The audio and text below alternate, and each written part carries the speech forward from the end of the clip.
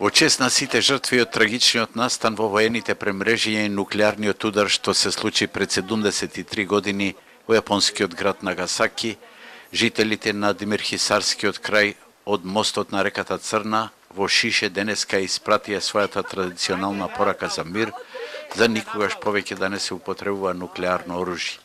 Со мотото мирот е најголемата придобивка на човештвото, како највозвишена задача на Обединетите нации за да го зачуваат, преку водите на Еригон брсјаците символично го искажаа нашиот стремеж кон интегративните процеси.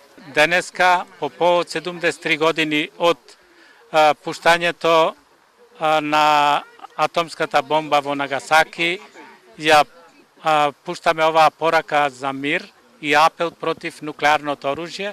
Оваа манифестација е традиционална.